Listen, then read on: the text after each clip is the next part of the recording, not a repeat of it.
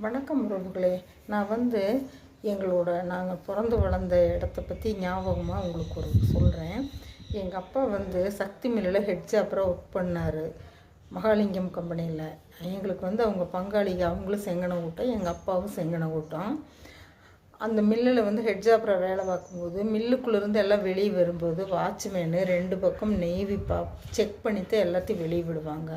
ஆனால் எங்கள் அப்பாவை மட்டும் தொட்டு கூட பார்க்க மாட்டாங்க. எங்கள் அப்பா நெஞ்சை நிமித்திட்டு வெளியே வருவார். ஏன்னு கேட்டால் அவ்வளோ நல்ல பேர் வாங்கியிருக்கிறாங்க எங்கள் அப்பா. வீட்டில் பின்னாடி வாழை மரம் வச்சுருப்போம். அந்த வாழை மரத்தில் வாழைத்தாறு வெட்டின பின்னாடி அதில் அந்த வாழைத்தண்டில் அடியில் நல்லா கரண்டி விட்டு குடஞ்சி எடுத்து குழி பண்ணி அதுக்குள்ளே இவ்வளோ பெரிய வெங்கச்சங்கள்லாம் உள்ளே வச்சுருவார். வெங்கச்சங்கள்னால் உங்களுக்கு தெரியும்னு நினைக்கிறேன்.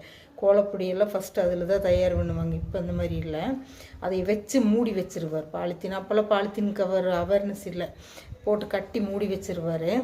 அப்புறம் ஒரு வாரம் கழித்து எங்களையெல்லாம் கூப்பிட்டு கரண்டி எடுத்துகிட்டு வர சொல்லி அதிலிருந்து பெரிய கரண்டியில் மோந்து ஊற்றுவார். என்னென்னு பார்த்தா அந்த வாழை மரத்தில் இருக்கிற தண்ணி ஊறி இருக்கும். கல் எடுத்து பார்த்தா கல் சின்னதாக இருக்கும், கல் கரைஞ்சிருக்கும்.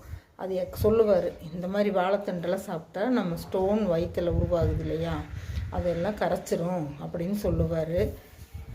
அப்புறம் எங்களையெல்லாம் அடிக்க மாட்டார். நீளமாக பெரம்பு விளக்கண்ணதோடவே மேலே அப்போல்லாம் ஓட்டு வீடு, அதில் சொருகி வச்சுருவார். நாங்கள் சண்டை போட்டோம்னா நாங்கள் மேக்ஸிமம் நானும் என் தம்பியுமே ஏதோ ஒன்று பேனாக்கு பென்சிலுக்கு அந்த மாதிரி ஒரு சின்ன சின்ன செல்ல சண்டை போட்டுக்குவோம்.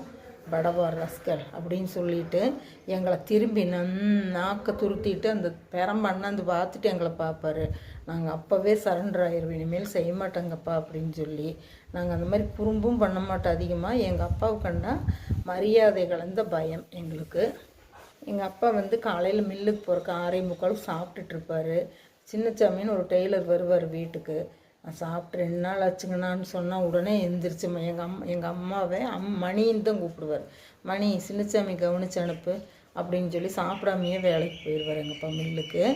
அந்த மாதிரி நம்ம சாப்பிட்லைனாலும் பசியோடு வந்தவனுக்கு கொடுக்கணுன்னு எங்கள் அப்பா நினைப்பார்.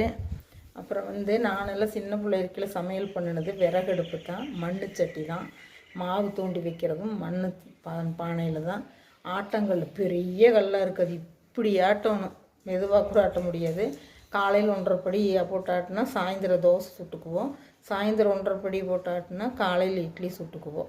ஏன்னா அப்போல்லாம் ஃப்ரிட்ஜு கிடையாது. உங்களுக்கு பிடிச்சிருக்கும்னு நினைக்கிறேன். பிடிச்சிருந்தால் லைக் பண்ணுங்கள், ஷேர் பண்ணுங்கள், சப்ஸ்கிரைப் பண்ணுங்கள், பெல் பட்டன் அமுத்துங்க. இந்த நாள் இனிய நாளாக எல்லோருக்கும் அமையட்டும். தேங்க்யூ.